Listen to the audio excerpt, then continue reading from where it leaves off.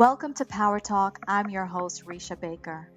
Today, we are power talking with a very special guest, a remarkable global Renaissance woman and living legend who is hailed as one of the great voices of contemporary literature, Dr. Maya Angelou. She is a wise woman indeed, and I use my time with her very wisely to gain access to her wisdom. I'm so thrilled and honored that she graced Power Talk with her presence. Dr. Angelou is one of the most renowned and influential voices of our time as a celebrated poet, novelist, educator, dramatist, producer, actress, historian, filmmaker, and civil rights activist. And one more thing I bet some of you don't know about her, which is one of my favorites, is that she used to be a calypso singer. I bet you didn't know that about Dr. Angelou. In her latest book, Mom and Me and Mom, Dr. Angelou shares the deepest personal story of her life, her relationship with her mother. It's a wonderful read, it's an easy read, and it's so captivating. For the first time, Dr. Angelou reveals the triumphs and struggles of being the daughter of Vivian Baxter, an indomitable spirit whose petite size bellied her larger-than-life presence, a presence absent during much of Dr. Angelou's early life. When her marriage began to crumble, Vivian famously sent 3-year-old Maya and her older brother away from their California home to live with their grandmother in Stamps, Arkansas. The subsequent feelings of abandonment stayed with Angelou for years, but their reunion a decade later began a story that has never been told before. In Mom and Me and Mom, Dr. Angelou dramatizes her years reconciling with the mother she preferred to simply call Lady, revealing the profound moments that shifted the balance of love and respect between them. Delving into one of her life's most rich, rewarding, and fraught relationships, Mom and Me and Mom explores the healing and love that evolved between the two women over the course of their lives, the love that fostered Maya Angelou's rise from immeasurable depths to reach impossible heights. It is with great honor and respect that I welcome Dr. Maya Angelou to Power Talk. Thank you so much for gracing me and the listeners with your voice. Good morning, Dr. Angelou. How are Good you? morning. I'm well, Miss Baker, and you? I'm incredible and so honored and happy to be speaking with you. Thank you very much. One of the things when reading your book, Mom and Me and Mom, one of the things that really made me smile, and this is kind of a sidebar, was that to learn that your grandfather was from Trinidad, because so am I. Do you know what part of Trinidad he was from? No, I don't. No, I never knew that. I read in Beautifully Said magazine where you said that you had always had the idea to write about your mom, but you just knew that the time wasn't right. You just wasn't ready. And I really understood that because I thought, well, if I were to sit down Yes, today to write a story about my relationship with my mom, I wouldn't even know where to begin because there's so many aspects to her. She's just totally multifaceted, to me at least. Um, so my question to you is, how did you know that the time had finally come to write about your relationship with your mother, Vivian Baxter? well, I could see her. Before, I wasn't seeing the whole Vivian Baxter. I was seeing the part that was my mom and the part I had wished she would have been, and then the part she hid from the world.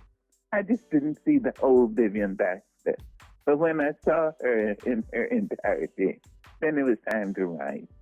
I love the part where you said that you needed to see the part that was your mom, the part that you wanted her to be, and the part that she hid from the world. You needed to be able to see her in her entirety. Another thing that you talk about is mother's wit. And I had never heard of the concept before. You said that it's in the dictionary, and so of course I looked it up. And it talks about how it's the mother's wit is the intelligence that's with you in the womb. And I wanted to ask you, in your own words, Dr. Angelo, how would you describe your mother's wit? My mother, she obviously had that which she had inherited from her mother and her mother's mother and so forth. So that she had that, but then she added to it so that she thought very quickly. She thought on her feet, and she could have a rejoinder.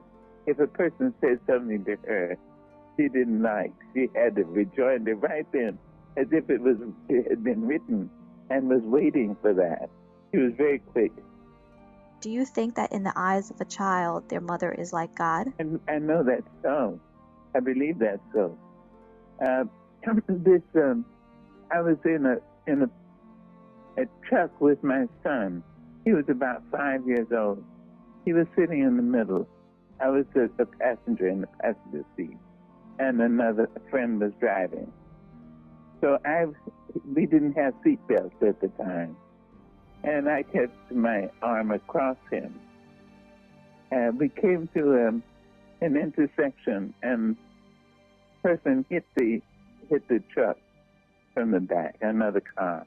Not hard enough even to jar anybody, but just a little more than accidental. Just a little bit more. And this guy, my son, turned to me and said, "Mom, why did you let that happen?" Wow. And I realized, the smaller persons really think that the mother couldn't do anything. So if it snowed, he could say, "It's enough snow now, Mom." Is that how you saw your mother? Did you see her as if she was God? Well, I didn't. I saw my grandmother like that. And so that's why I wasn't really able to write about my mother. Because I couldn't see her in all her... I couldn't see what I wanted her to be and what she really was. I know your mom has liberated you in so many ways. Guy Johnson, your son, is often asked what it's like to be your son, one of the most influential voices of our time. In a clip from Super Soul Sunday on OWN, he was asked, did he ever feel like he was growing up in your shadow? And he responded like this, in quote, "No, I didn't. I grew up in her light. Sometimes I wasn't worthy of it, but it has always been an experience that expanded me. She thinks that the divine hand is in all things. She has faith that's like a rock, you can stand on it. She speaks to our humanity, and she reminds us that we are both brother and sister to the rest of the human race." I thought that was a beautiful response from your son. Dr. Angelo, my question to you is, as a mother yourself, what have you been able to learn from your own child? Oh, so much. The best thing that ever happened to me was to be born, to give birth to Guy Johnson, and to have the pleasure, the privilege of raising him. At one time, he was in an automobile accident, and the man who caused the accident had been drunk. And I went to the hospital one day to see him, and the man was there.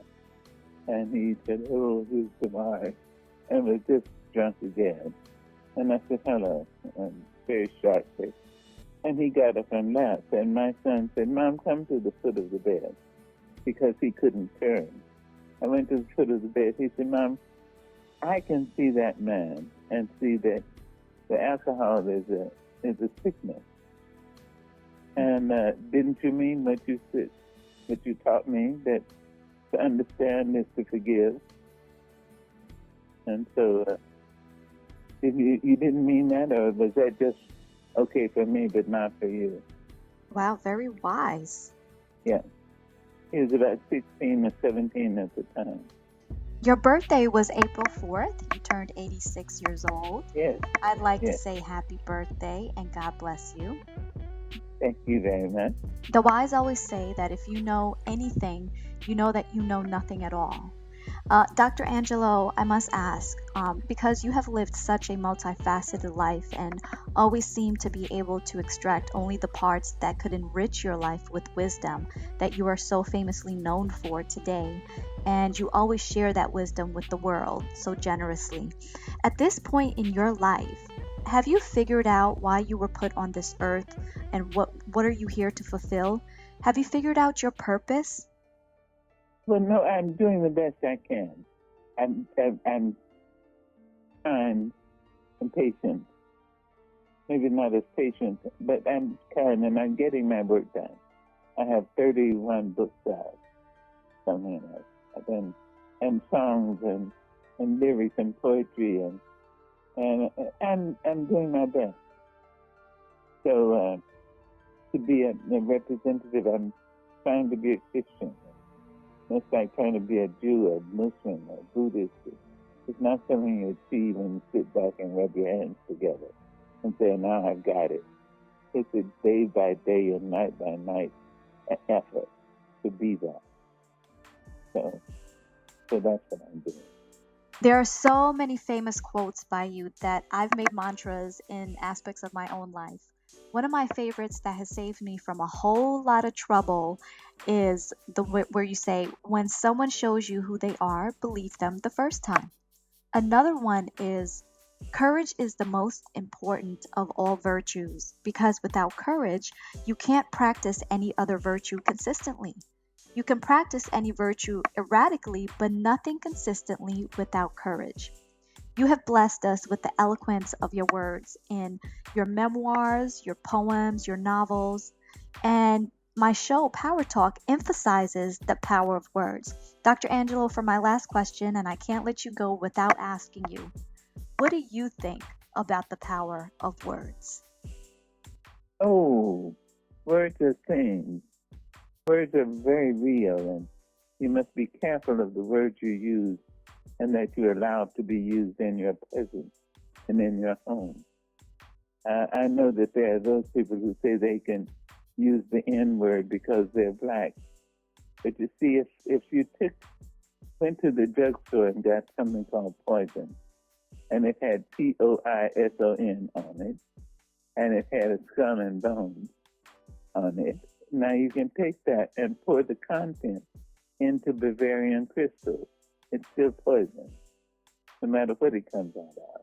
So you must be careful about the words you allow to be used in your home and around you and used to describe you. I think they go into the walls, they get into the upholstery, they get into your linen on your tablecloth, into your napkins, into your clothes, and finally into you. And you wonder, why am I sick? Yes. So we have to be careful. Words are things. Choose the good words. Stand on the good foot. If you have a chance to say something about somebody, make sure it's a good thing. Even if you know something bad, say something good. Because there's some good in the worst of us and some bad in the best of us. So find the good words. Okay? Words to live by. Dr. Angelo, you are a phenomenal woman. I can't express to you how much it has been a pleasure power talking with you. Thank you so much.